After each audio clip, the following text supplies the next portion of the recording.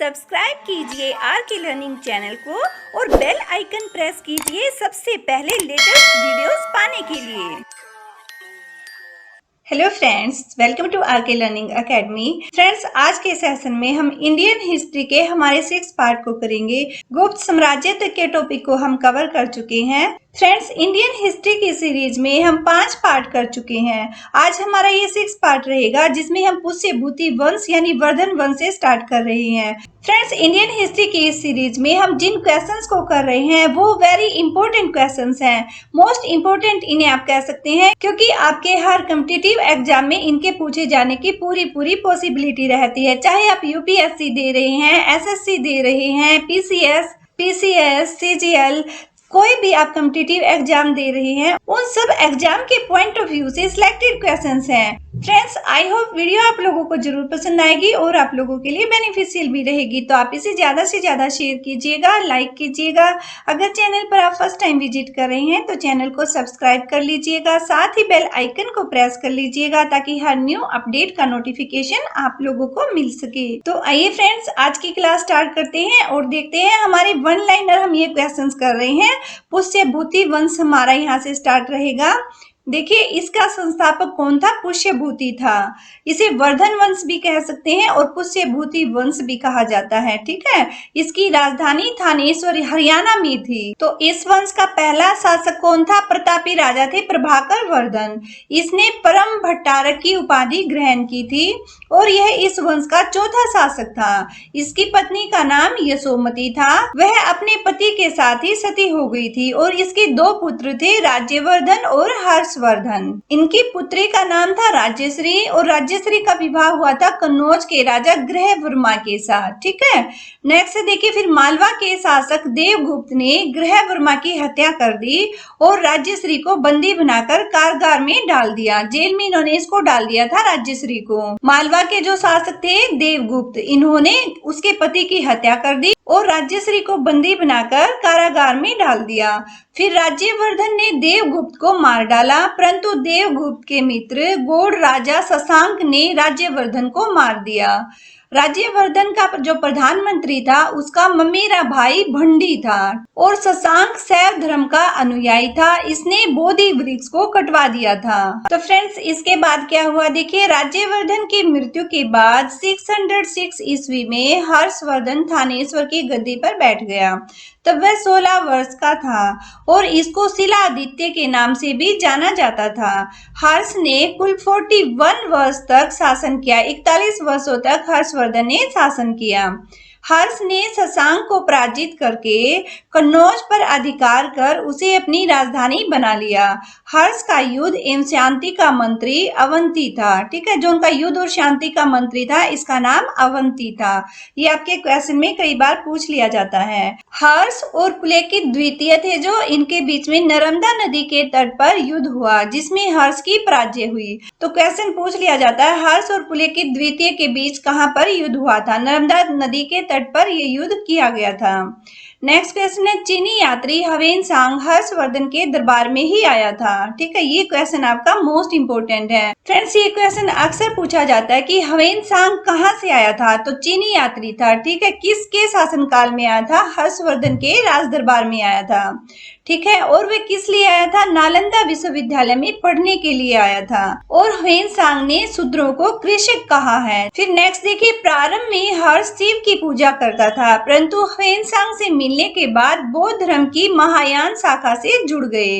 Next है, फिर बाण भट्ट हर्षवर्धन का कवि था। ये क्वेश्चन भी अक्सर पूछा जाता है कि जो बाण भट्ट महान कवि थे वो कौन से राजा के राज दरबार में रहते थे या किसके शासनकाल में ये रहते थे? तो हर्षवर्धन आंसर हो जाएगा हमारा।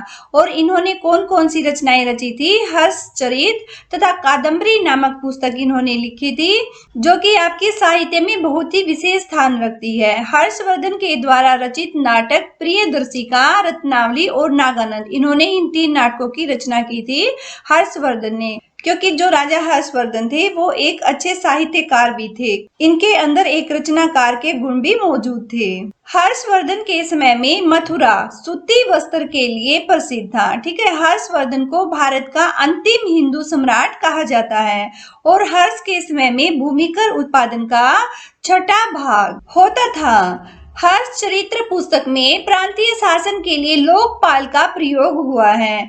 आपका क्वेश्चन यहाँ से पूछ लिया जाता है कि लोकपाल का प्रयोग सबसे पहले कहाँ पर हमें मिलता है। तो फ्रेंड्स, ये प्रांतीय शासन के लिए इसका प्रयोग किया जाता है और जो हर्ष चरित्र पुस्तक थी उसमें इसका पहली बार प्रयोग हमें मिलता है। पुलिस कर्मियों को चाट या भाट कहा जाता था। ग्राम शासन की सबसे छोटी इकाई थी। ये आपका क्वेश्चन पूछ लिया जाता है कि हर्षवर्धन के शासन काल में सबसे छोटी इकाई कौन सी थी। हमारा आंसर हो जाएगा ग्राम। ठीक है, ग्राम शासन की सबसे छोटी इकाई थी। और हर्ष ने तीनों पुस्तकें कौन सी भाषा में लिखी थी? संस्कृत भाषा में लिखी थी। जो इन्होंने नाटकों की रचना की थी तीन, वो सारी संस्कृत में थे और ये अंतिम हिंदू सम्राट थे। इसके बाद आ जाते हैं हमारे दक्षिण भारत के प्रमुख राजवंश और इनमें प्रथम राजवंश है पल्लव वंश। पल्लव राजवंश का संस्थापक बप्पदेव था, परंतु पल्लव वंश का जो वास्तविक संस्थापक था वो सिंह विष्णु था, जो कि 575 से लेकर 600 ईस्वी के दौरान इनका समय माना जाता है सिंह विष्णु का।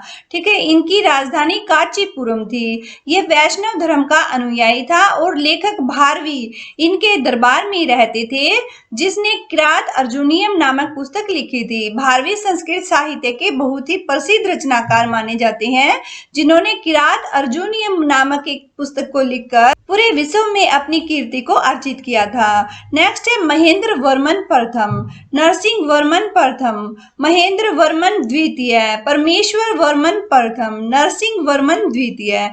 जो ये सब राजा थे, ये इत्यादि इस वंश के प्रमुख शासक माने जाते हैं। नेक्स्ट है फिर पल्लव वंश का अंतिम शासक अपराजित वर्मन था और इनका शासन काल 879 से लेकर 897 माना जाता है। ठीक है, 879 से लेकर 897 ईस्वी इनका शासनकाल माना जाता है। फ्रेंड्स, दक्षिण भारत का वर्णन जहाँ पर भी होगा वहाँ पर रथों के निर्माण संबंधी क्वेश्चन जरूर पूछे जाएंगे, क्योंकि मंदिरों का निर्माण और वह भी रथ मंदिर का निर्माण ये हमारे दक्षिण भारत की ही देन है। तो यहाँ पर देखिए, महाबलीपुरम के रथ मंदिर का निर्माण किसने कराया था?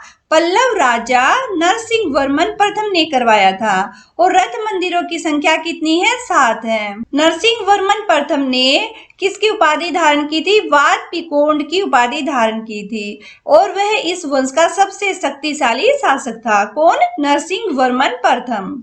और फिर है फ्रेंड्स, अरबों के आक्रमण के समय पल्लवों का राजा नरसिंह वर्मन द्वितीय था। जिस टाइम पर अरबों का आक्रमण हुआ वहां पर पल्लवों का राजा कौन था? नरसिंह वर्मन द्वितीय था।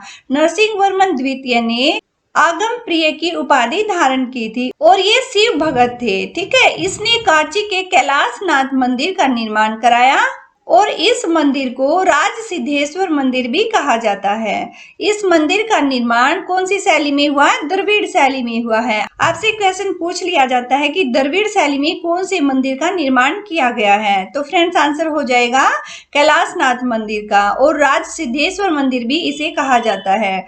द्रविड़ शैली में इसका निर्माण कराया गया था और इसका निर्माण किसने कराया था? नरसिंह वर्मन द्वितीय ने। ठीक है, नेक्स्ट देखिए, नरसिंह वर्मन द्वितीय का दरबारी कवि कौन था? दंडी था, जिन्होंने 10 कुमार चरित्र नामक पुस्तक लिखी थी। दंडी संस्कृत के बहुत ही महान कवि माने जाते हैं। इसके बाद है कांची के मुक्तेश्वर मंदिर और वैकुंठ पेरुमाल मंदिर का निर्माण नंदी वर्मन द्वितीय ने कराया था। चोल शासकों ने पल्लव साम्राज्य को अपने राज्य में मिला दिया था। पल्लव वंश का अंतिम जो शासक था वो था कंप वर्मा। पल्लव नरेश ब्राह्मण धर्म के अनुयायी थे। इसके बाद आ जाता है चोल साम्राज्य। पहले हमारा आया पल्लव साम्राज्य, इसके बाद है चोल साम्राज्य। चोलों का जो सर्वप्रथम वर्णन है अशोक के 13वें शिलालेख में हमें मिलता है और इस वंश का संस्थापक कौन था? विज्यालय था, जिसका शासनकाल था 850 से लेकर 887 यानी 850 से लेकर 887 ईस्वी इनका शासनकाल माना जाता है और ये चोल वंश के संस्थापक थे। नाम था इनका विज्यालय। ठीक है, राजा विज्यालय ने नरकेसरी की उपाधि धारण की थी। ये जो उपाधियां हैं फ्रेंड्स, इनसे भी क्वेश्चंस बनते हैं, तो इन उपाधियों से रिलेटेड जो भी क्वेश्चंस हैं उनको आप अच्छे से करते जाइएगा और इसकी राजधानी कौन सी थी? तंजौर थी। तंजौर का वास्तुकार कौन था? राजराज पेरुथच्चन था। ठीक है। चोलों का प्रथम महान सम्राट कौन था? आदित्य प्रथम। और आदित्य प्रथम ने पल्लवों को हराने के बाद कोदंडराम की उपाधि धारण की थी। ये उपाधि है जो इनको अच्छे से आप लोग बिल्कुल लर्न कर लीजिएगा, फिंगर टिप्स पे करके रखना, क्योंकि फ्रेंड्स एक दो क्वेश्चंस आपको उपाधि से जरूर देखने को मिलेगा। नेक्स्ट है, राजराज प्रथम ने श्रीलंका पर आक्रमण किया। वहां के राजा महेंद्र जो 5 थे, महेंद्र 5, उनको भागना पड़ा। राजराज प्रथम शैव धर्म का अनुयायी था। तंजौर में राजराजेश्वर मंदिर राजराज प्रथम ने ही बनवाया था और यह मंदिर भगवान शिव को समर्पित है, क्योंकि ये शैव भगत थे। चोल साम्राज्य का सर्वाधिक विस्तार कब हुआ था? राजेंद्र प्रथम ने करवाया था। और श्रीलंका में बौद्ध विहारों को राजेंद्र प्रथम ने नुकसान पहुंचाया। इसने पाल वंश के शासक महिपाल को हराकर गंगईकोंड चोल की उपाधि धारण की थी। राजेंद्र प्रथम ने अपनी नई राजधानी कौन सी बनाई थी? गंगईकोंड चोलपुर में इन्होंने बनाई थी। चोल वंश का अंतिम शासक था राजेंद्र तृतीय। संपूर्ण चोल साम्राज्य कितने भागों में विभक्त था? 6 भागों में विभक्त था। नेक्स्ट देखिए, स्थानीय स्वशासन चोल वंश की मुख्य विशेषता थी। अक्सर क्वेश्चन पूछा जाता है, आपका मोस्ट इंपोर्टेंट क्वेश्चन है फ्रेंड्स। दक्षिण साम्राज्य से जो क्वेश्चन बनते हैं वहां पर ये क्वेश्चन अक्सर पूछा जाता है। चोल वंश की जो मुख्य विशेषता थी वो क्या थी? स्थानीय स्वशासन की थी। ठीक है। और ये 6 भागों में विभक्त था और चोल का अंतिम जो शासक था राजेंद्र तृतीय था। चोल काल में भूमि कर उपज का कितना होता था? 1/3 भाग होता था। चोल काल में सोने के सिक्कों को क्या कहते थे? कलंजु कहा जाता था। चोल काल का सर्वाधिक महत्वपूर्ण बंदरगाह कौन सा था? कावेरी पट्टनम था। ठीक है। चोल वंश की नौसेना शक्ति को भारतीय इतिहास में बहुत शक्तिशाली माना गया है। कोरंगनाथ मंदिर प्रांतक प्रथम ने बनवाया था। और आगे देखिए, जो नटराज प्रतिमा है इसको चोल कला का सांस्कृतिक निचोड़ कहा जाता है। विष्णु के उपासक अलवार और शिव के उपासक क्या कहलाते थे? नैनार संत कहलाते थे। ये क्वेश्चन आपका वीवीआई आप मान सकते हैं फ्रेंड्स इसको, क्योंकि यहाँ से अक्सर क्वेश्चन पूछा जाता है अलवार संतों के विषय में और नैनार के विषय में। ये क्वेश्चन अक्सर पूछा जाता है कि अलवार कौन थे, नैनार कौन थे, या फिर विष्णु के उपासक को क्या कहा जाता है, या शैव के उपासक को क्या कहा जाता था। ठीक है। नेक्स्ट है हमारा राष्ट्रकूट वंश।